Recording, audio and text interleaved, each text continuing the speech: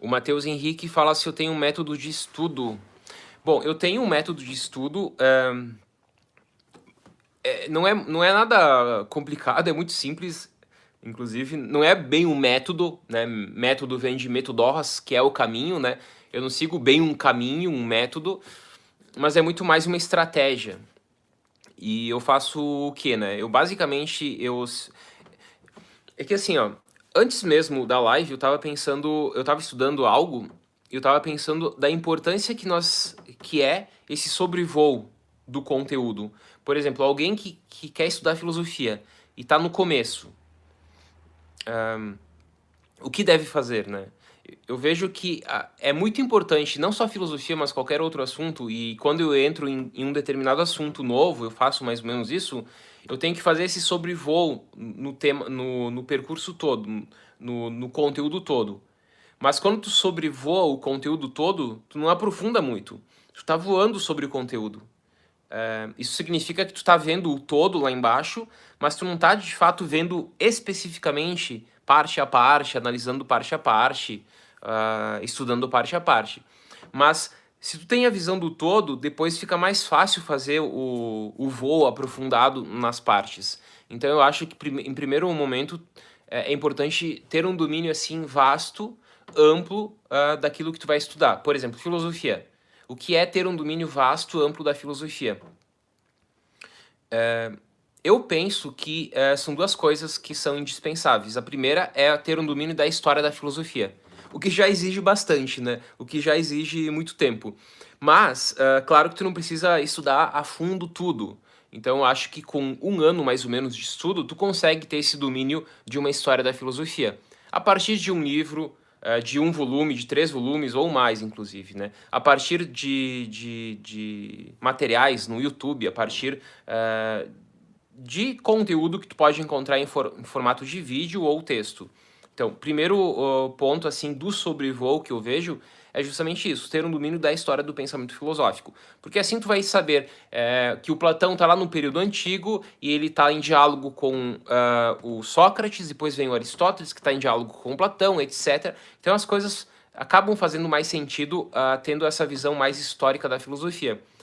Mas daí vem o Platão, que está em diálogo, por exemplo, com o Heráclito e com o Parmênides, e diz que o mundo sensível é a visão do Heráclito, o mundo das ideias é a visão do Parmênides, mas como ele faz essa junção dos dois mundos, e de certa forma o que Heráclito tentou responder com o Devir já estava lá em Anaximandro com o Aperon e etc. Então é um pouco nesse sentido. Os medievais também, os modernos também, e os contemporâneos também. Então, ter essa visão histórica da filosofia eu considero fundamental. Por isso, uma boa dica é um livro de um volume, ou mais, inclusive, né? Mas se for um volume, tu já tem uma visão boa, e estudar muito este livro a fundo mesmo. Inclusive, o curso que eu tenho, que teremos aí as inscrições para o próximo ano, tem essa proposta de uma história da filosofia. Então, essa é a minha ideia desse curso, Filosofia 360 Graus, que está aí com a segunda turma agora em andamento. Bom, esse é o primeiro pilar básico. O segundo pilar básico é dominar as áreas temáticas.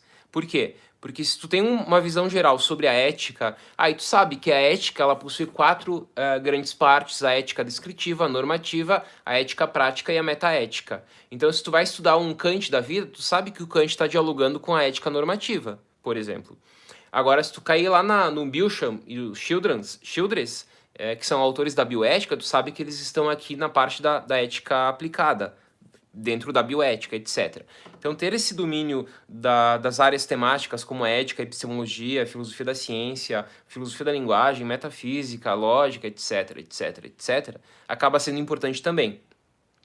Depois de ter esses dois pilares fundamentais, a história da filosofia e um sobrevoo nas áreas temáticas, ter uma visão geral sobre isso, aí tu faz o voo aprofundado. E esse voo aprofundado, basicamente, é o quê? São os textos filosóficos. É quando tu entra no texto filosófico e estuda a fundo o texto filosófico. Aí tu pega um discurso do método, do Descartes, aí tu pega uma ética nicômaco do Aristóteles, ou um direito e democracia do Habermas. Aí tu vai e estuda a obra do autor, porque se tu pegar Direito e Democracia do Habermas, tu tá no século XX debatendo assuntos de de filosofia do direito, de filosofia moral, de filosofia política, por exemplo. Aí tu tem uma visão geral do século XX, tu tem uma visão geral da filosofia moral, do direito e política, aí fica bem mais tranquilo de conseguir entender uma obra que é difícil, obras filosóficas que são, sim, difíceis. É um pouco nesse sentido que eu vejo. Dois pilares básicos, depois o voo aprofundado. História da filosofia, áreas filosóficas e ATF, análise de texto filosófico.